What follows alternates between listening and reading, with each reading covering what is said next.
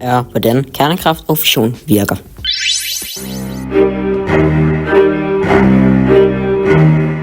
En atomreaktor. En atomreaktor er bygget op af forskellige ting, og det vil jeg nu vise. Lad os se den spændende det først. Reaktoren den selv. Her, det er kernen. Det er hvor the magic happens. Det er her, hvor alt det sker. Og der er meget, der sker her. Så prøv at følge med. To the naked eye, så ser de ikke specielt ud. Fordi det er bare gule stænger. Men det er dem her, der gør alt. It's those who do the magic. Ikke? De er propfyldt med uran-235 for det meste af tiden, som sidder og udsender en hel masse stråling og en hel masse hvor at neutronerne, der er i vandet, de vil simpelthen flyve rundt og lave en kædereaktion, det der hedder fission. Den her neutron vil ramme den her nukleid og splitte dem ud i to mindre nuklider. De her nuklider vil så også sende et par elektroner ud, som vil fortsætte det. Så pludselig så har du en kædereaktion. Men dominoeffekten, så vil den jo bare blive større og større og større, indtil hele lortet smelter sammen. Og ja, det er rigtigt.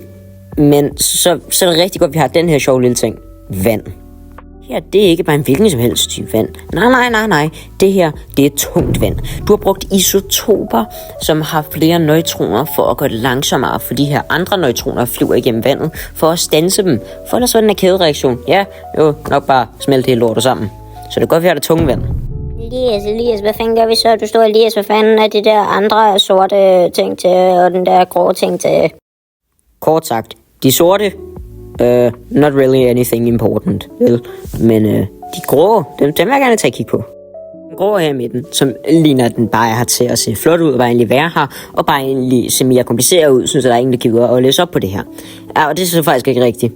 Den her, den sørger for, at der er neutroner til at fortsætte den her kædereaktion. Den sørger for, at hvis de flyver ind i noget, så kommer de tilbage.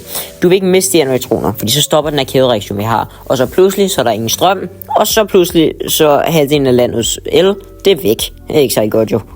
Men nu hvor den jo er fission, hvad fission og hvordan den virker, så skal du kigge over på det her, som er meget mere underligt. Her, der har vi simpelthen en, hvad vil man kalde det? Man kan vel kalde det sådan noget, der varmer og køler. Det er fordi, at vandet, det tunge vand, ja, det bliver fucking varmt. Fordi at alt det her energi, ja, det skal jo laves om til noget. Og det vil altid blive lavet om til bare lidt varme. Så det bliver rigtig hurtigt varmt, det her vand. Og det skal det helst ikke være. Så vi tager det simpelthen, og vi prøver det herover. Eller det må godt være varmt, det skal dampe, men det hele skal ikke dampe. Så vi får også lidt koldt vand ind. Så vi tager simpelthen noget af det her varme vand, og det kan vi så sende igennem her, og det må blive koldt igen. Fordi hvis det hele dampede, ja, så sidder vi bare og udelukker en hel masse radioaktivitet, og lige pludselig, så begynder det at blive rigtig galt. Så det er derfor, vi sidder og køler den ned. Men jeg sagde noget med dampe. Hvad har det med noget at gøre? Ja, men det skal jeg vise dig nu.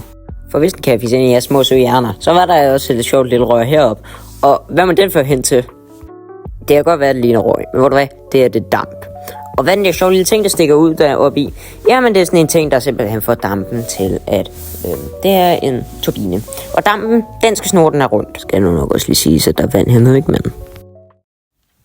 Men heroppe, som er den vigtige del, den virkelig lækre del, som vi alle godt kan lide ved det her, det er, at der er en elgenerator. Og pludselig så bliver den her ting snurret, og det kan elgeneratorer rigtig godt lide.